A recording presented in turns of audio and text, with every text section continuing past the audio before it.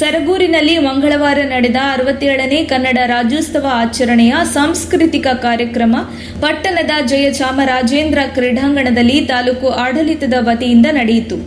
ಶಾಸಕ ಅನಿಲ್ ಚಿಕ್ಕಮಾದು ಕಾರ್ಯಕ್ರಮವನ್ನು ಉದ್ಘಾಟಿಸಿದರು.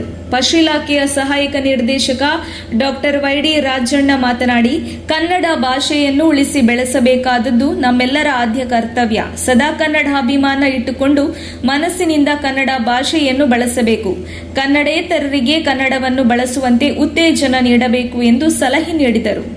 ಈ ನಡುವೆ 67ನೇ ಕನ್ನಡ ರಾಜ್ಯೋತ್ಸವದ ಆಚರಣೆಯಲ್ಲಿ ಕನ್ನಡ ಮಾಧ್ಯಮ ಶಾಲೆಯನ್ನು ಹೊರಗಿಟ್ಟು ಆಂಗ್ಲ ಮಾಧ್ಯಮ ಶಾಲೆಗಳಿಗೆ ಮಾತ್ರ ಅವಕಾಶ ನೀಡಿದ್ದಾರೆ ಎಂದು ಆರೋಪಿಸಿದ ಕನ್ನಡ ಮಾಧ್ಯಮ ಶಾಲಾ ಶಿಕ್ಷಕರು ತಾಲೂಕಿನ ಆಡಳಿತದ ವಿರುದ್ಧ ತಮ್ಮ ಅಸಮಾಧಾನ ವ್ಯಕ್ತಪಡಿಸಿದ ಘಟನೆಯು ಈ ವೇಳೆ ನಡೆಯಿತು.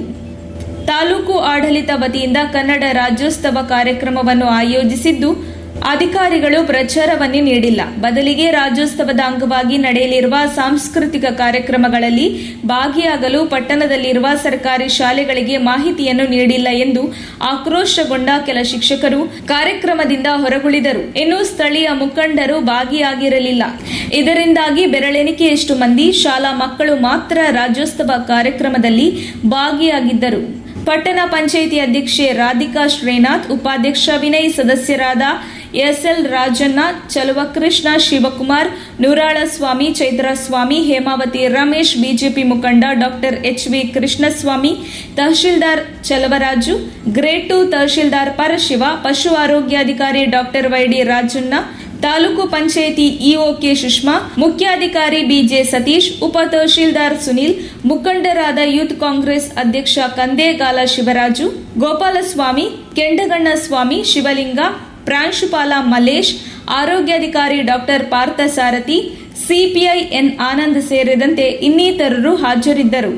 ಇದೇ ಸಂದರ್ಭದಲ್ಲಿ ವಾಲ್ಮೀಕಿ ಅಭಿವೃದ್ಧಿ ನಿಗಮದಿಂದ ಅರ್ಹ ಫಲಾನುಭವಿಗಳಿಗೆ ಮನೆ ಮಂಜೂರಾತಿ ಆದೇಶ ಪತ್ರವನ್ನು ವಿತರಿಸಲಾಯಿತು.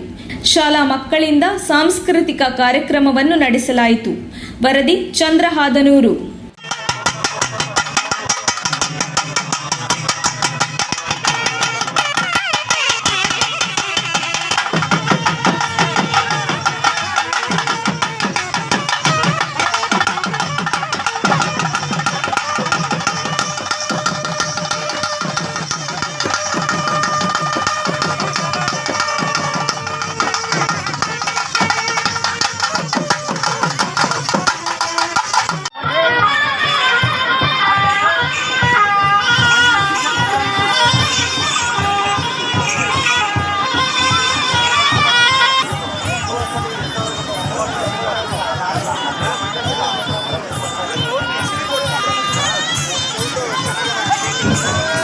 ಪೊಲೀಸ್ ಸಿಬ್ಬಂದಿಗಳು ದಯವಿಟ್ಟು ಇಲ್ಲಿ ವೇದಿಕೆ ಹತ್ರ ಬರಬೇಕು.